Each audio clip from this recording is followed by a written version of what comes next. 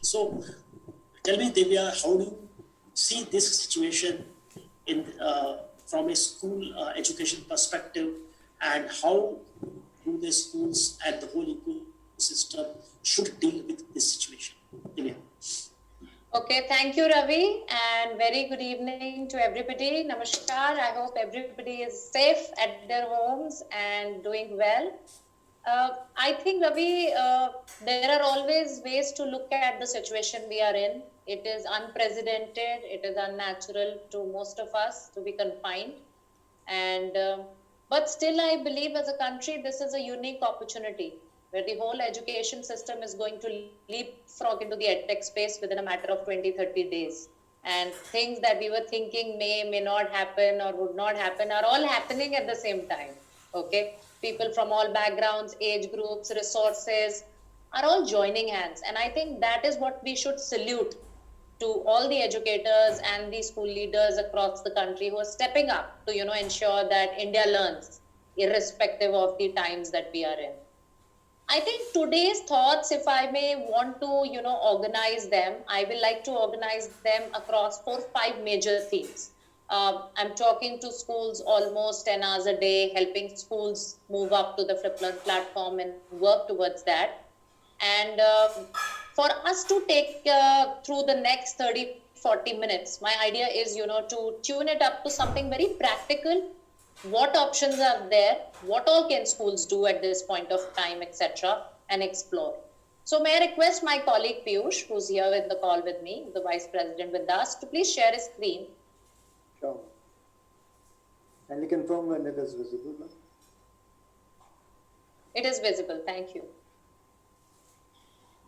So I think if you're looking at learning in this environment of being remote and not being with our children inside a room with all their eyeballs with us, how do you, or what all is going through in the minds of all the educators and school leaders are the following things. Okay, first thing is there's a lot of thing on the live session. We want to do live interactive sessions. We want to do many such things.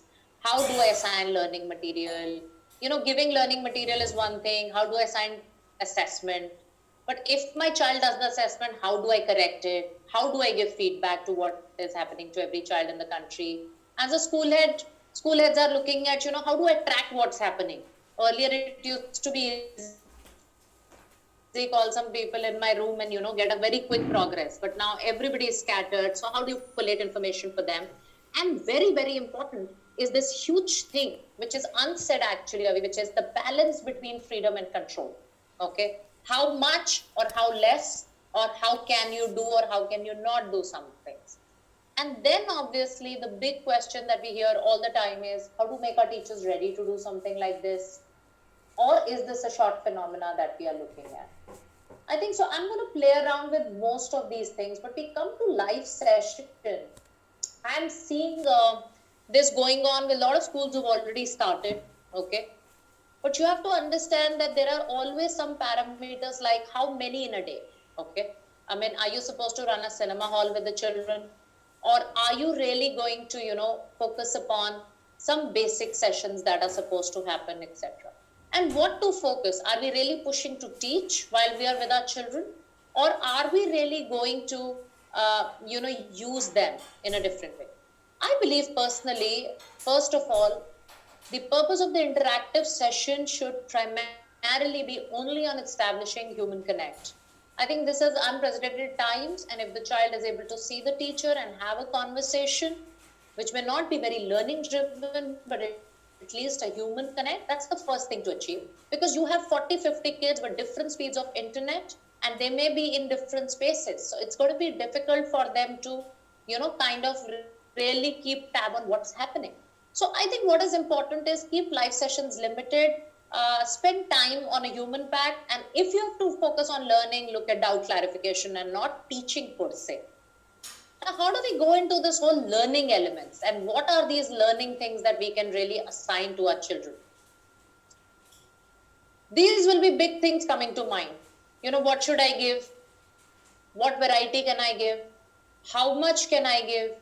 Am I supposed to now create all the material and give?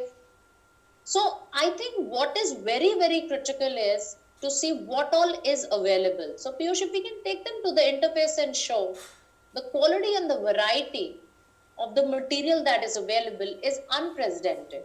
Today with educators that are using something like FlipLearn, get access to the entire content, the children also get obviously.